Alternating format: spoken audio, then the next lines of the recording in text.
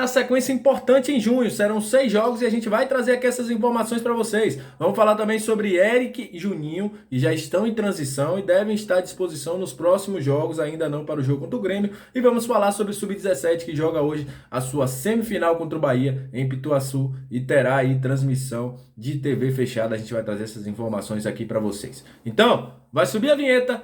Isso e muito mais a partir de agora no nosso Comentário Vascaíno. Então, sobe a vinheta.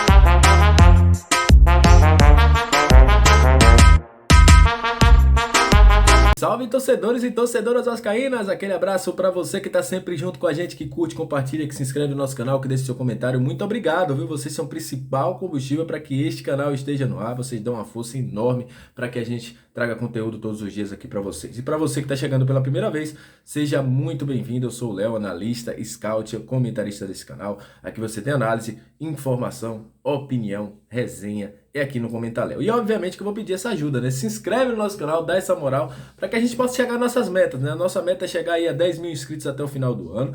E obviamente que eu conto com vocês. Então, dá uma apertada nesse botão aqui, inscrever-se. Não vai durar nem 10 segundos, você se inscreve e pode nos ajudar. Deu essa moral? Então vamos aos assuntos do vídeo, que é o seguinte: os jogadores Eric, o atacante Eric, e o meia Juninho já estão aí no processo de transição para voltar ao campo pelo Vasco da Gama.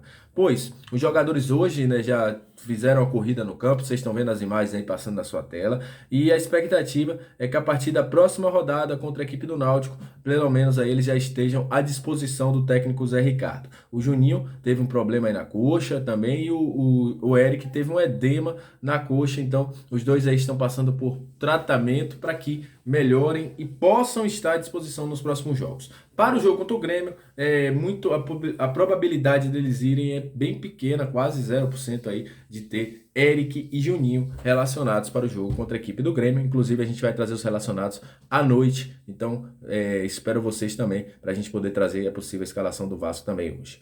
Vamos falar de sequência de jogos. Olha, o Vasco terá uma sequência de 6 jogos, contando com esse jogo do Grêmio, neste mês de junho. Para você ter uma ideia, o Vasco enfrentará o Náutico no dia 7, o Cruzeiro no dia 12, o Londrina no dia 18, o Operário no dia 24 e termina aí a tour da Série B em junho, no dia 29 contra o Novo Horizontino. Lembrando que Cruzeiro e Novo Horizontino, e além do Grêmio, são times que estão aí próximos ao Vasco na tabela da Série B. E são jogos importantes. Já começando com esse jogo contra o Grêmio, são jogos aí que o Vasco deve ter para lutar, né, pelo G4 e poder se distanciar. É uma sequência importante, são 18 pontos em jogo e praticamente o Vasco vai aí avançar para metade do Campeonato Brasileiro da Série B. São jogos importantes, o Vasco tem 3 jogos dentro de casa, começando com o Grêmio, o próprio jogo contra o Cruzeiro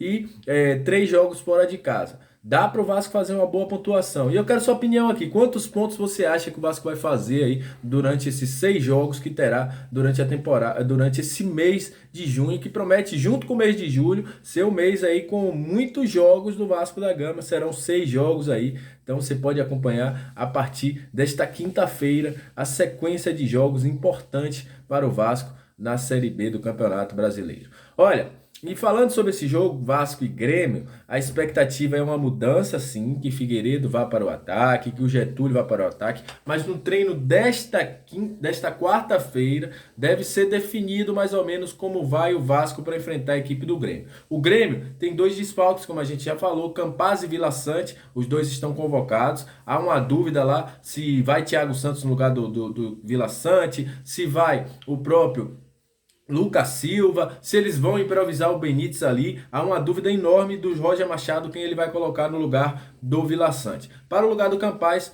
a probabilidade aí que o Janderson seja o jogador escolhido. O Benítez também tem uma chance de poder entrar por ali, mas enfim, o Roger ainda não definiu mais ou menos como será essa equipe do Grêmio para enfrentar o Vasco em São Januário. É um jogo importante. Muito dentro do Vasco se trata, como o próprio Gabriel Peck falou na sua entrevista coletiva, como um jogo de 6 pontos. E é um jogo em que o Vasco pode abrir aí 7 pontos da equipe da primeira equipe ali no G4, do G5, né? O quinto colocado. Então, um jogo importantíssimo e pode fazer com que o Vasco aí abra 2 rodadas de diferença para os times mais abaixo. É um jogo importante, é um jogo chave para o Vasco se perpetuar no G4 da Série B. E eu quero sua informação. Qual o seu placar para o jogo? Deixa aqui embaixo também, que a gente vai estar olhando os comentários para comentar com você e bater aquele papo legal. E olha, Sub-20 foi campeão da Copa da Taça Guanabara hoje pela manhã, após um empate contra o Bangu. Os comandados aí do Sub-20 conseguiram aí o expressinho do Vasco conquistar o título. O jogo foi 0-0, mas o Vasco aí conquistou a Taça Guanabara Sub-20. Aquele abraço para os meninos, eu acompanhei o jogo, fiquei ali na expectativa por um gol para que essa conquista fosse premiada com esse gol, mas infelizmente o gol não saiu, mas o empate servia. Então o jogo aí 0-0 Vasco e Bangu, e o Vasco foi campeão da Taça Guanabara. Agora segue aí para a etapa final, as finais do Campeonato Estadual Sub-20.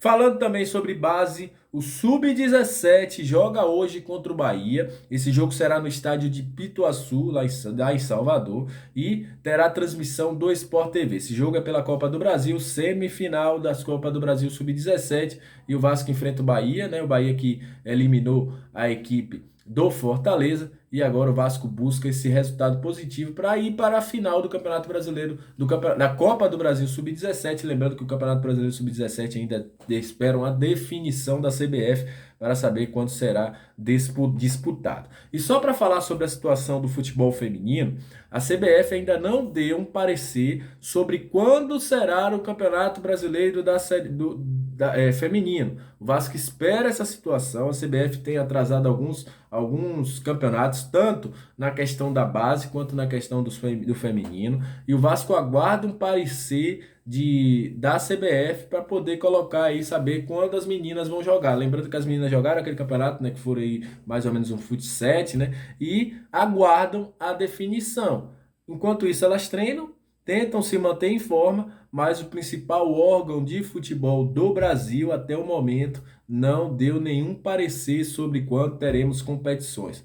Fica difícil, né? Dizem que vão fomentar aí o futebol feminino, mas com essa falta de organização do principal órgão, né, de futebol do Brasil, isso fica difícil e as meninas acabam ficando até sem calendário. Isso é complicado, a série de amadorismo que acontece no Vasco da Gama, infelizmente. Só para terminar o vídeo, falar sobre aquela situação dos vice-presidentes que tinham pedido uma reunião. O Jorge Salgado conseguiu informação com a KPMG, procurou a KPMG fez uma reunião com os vice-presidentes, está tudo sanado aí. Houve aí uma reunião para explicar todas as situações envolvendo a SAF do Vasco, e agora só espero o parecer dos conselheiros para poder encaminhar a AGE e a venda do futebol do Vasco da Gama para a 777 Partners. Então é isso, agradeço a você que está sempre junto com a gente, muito obrigado, saudações vascaínas, aquele abraço. Qualquer nova informação a gente volta aqui para trazer para vocês. Tamo junto, valeu!